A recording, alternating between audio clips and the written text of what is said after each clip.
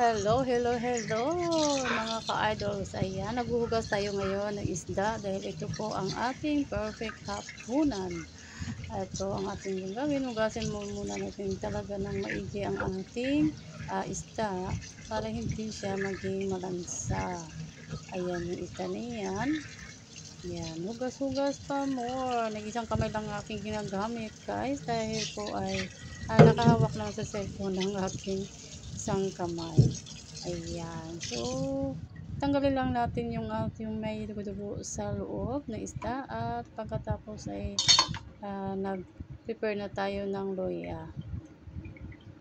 Ayan.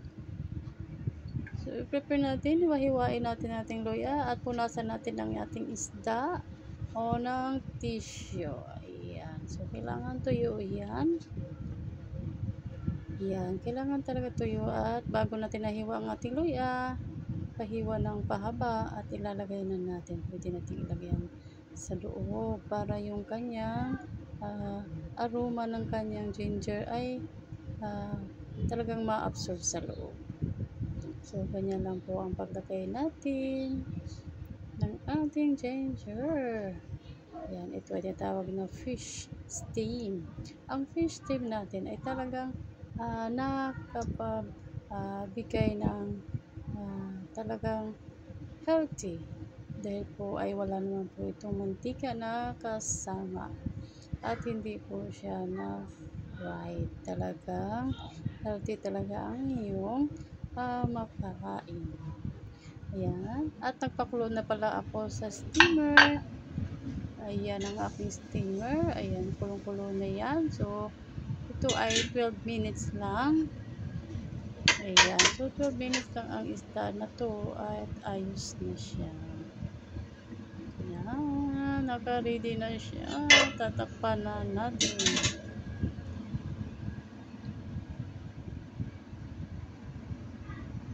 Ito po ay nasa medium heat lamang. At ito nga pala, nag-ban ako ng ginger at saka bawang para naman sa vegetable. At naghiwa-hiwa na rin ako ng tofu at ang ating mushroom. Ayan. Tofu at mushroom, kasama ang ating purple na vegetable. Ayan yung ating kasama sa hapunan. Ayan, perfect dish natin sa gabi. Ayan, isang isda at isang vegetable. Maganda itong purple vegetable sa ating liver mga guys. Dahil po, napakagaling po ito.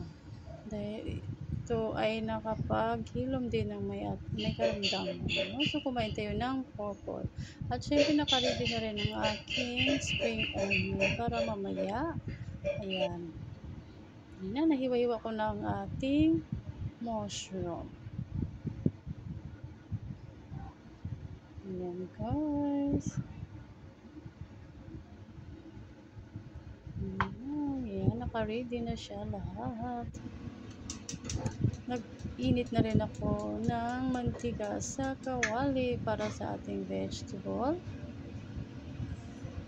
Kunting-kunti lang ng ating oil. Olive oil po ang ating ginagamit palagi. Dahil ang olive oil po ay healthy din po. Pero kung wala naman tayong olive oil, ay kahit anong mantika na lang ay pwede. Basta kumain tayo sa tamang oras at tamang pagkain.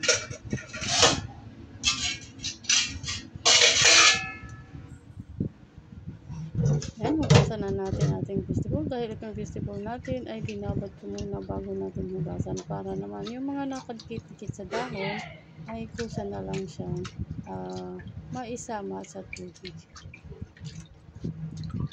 Ayan. Parang hinahaplos-haplos lang yan mga ka-idol. Hugas. So, nakikita nyo naman kung gaano siya, no? Ayan. Gaano karumi ng tubig. Ayan. Kasi nakababad na, nandun na yung mga nakatikit sa dahon. So, hugasan pa natin ulit.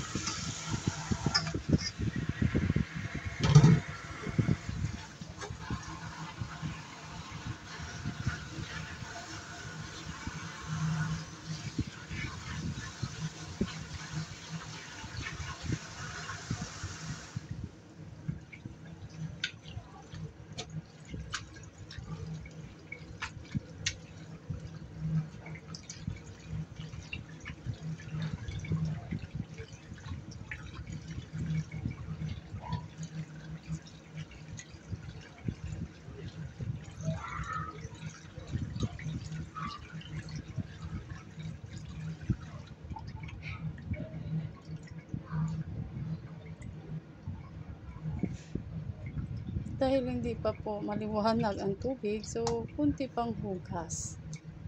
Ayan. Kunting hugas po dahil hindi pa maliwanag. Ayan. Ayan lang siya. Puso na yan, ano na yan. Okay. Okay na yan.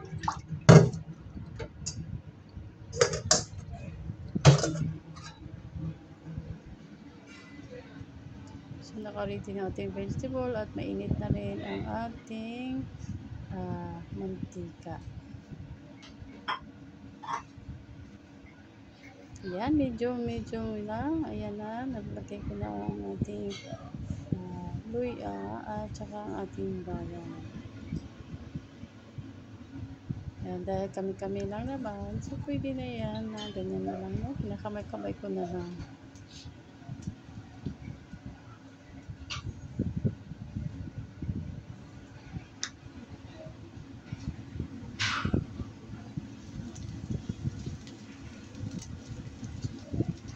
Palabas natin yung aroma ng kanyang bawang at luya. Gagawin natin medyo brown muna bago natin ilagay ang ating vegetable. Yan, lalabas na yung kanyang amoy.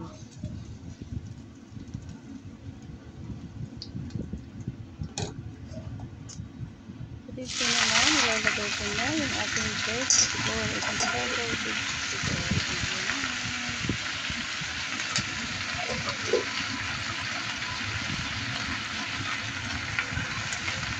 Ating buko at mushroom.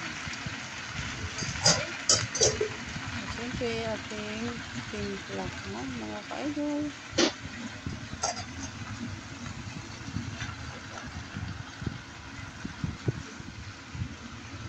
Pero bago pa natin biglahan, atin po munang mix muna natin, mix muna. Ayan.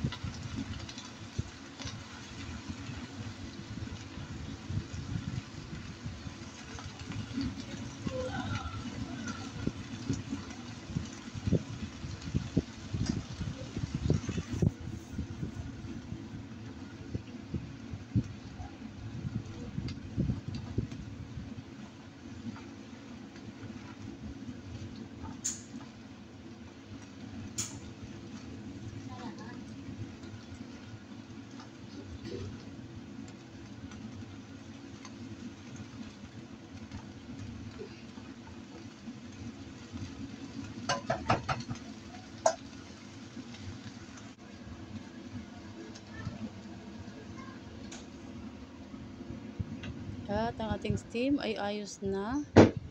So, kukuha lang tayo ng oyster sauce pang timpla. Siyempre, lalagyan natin ng wine para naman maging mas mabango ang ating vegetable. Ang ating oyster. So, isang takip lang naman ng wine ang ilalagay natin.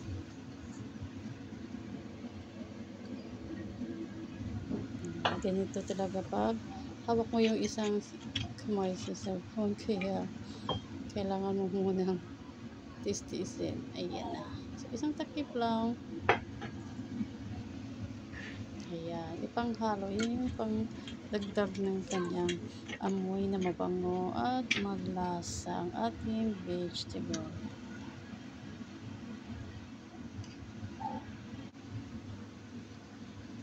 Lalagyan natin ng konting sesame oil para naman maging makintab at maaamoy pang dagdag. Ayan, so nakasagin na lahat. Pabalik at atin ng mikos. Yan, mikos kung baga ating halo-haloin.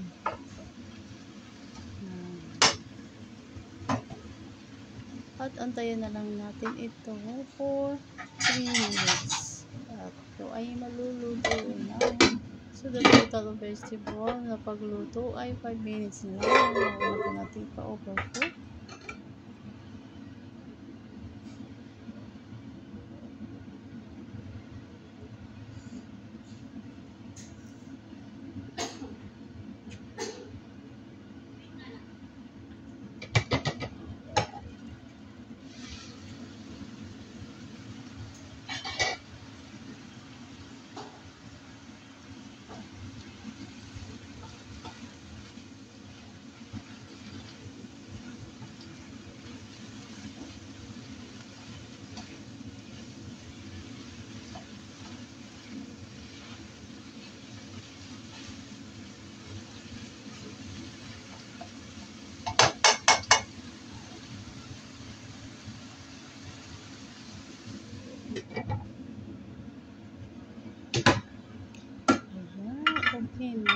ating vegetable. At ito ngayon, maglalagay tayo ng mantika. Yan, para naman ito para sa ating isda. Dahil ang ating spring onion. So, magpapainit tayo ng mantika.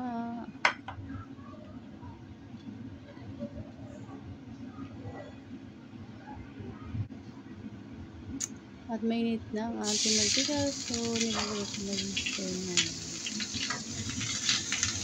Ayan.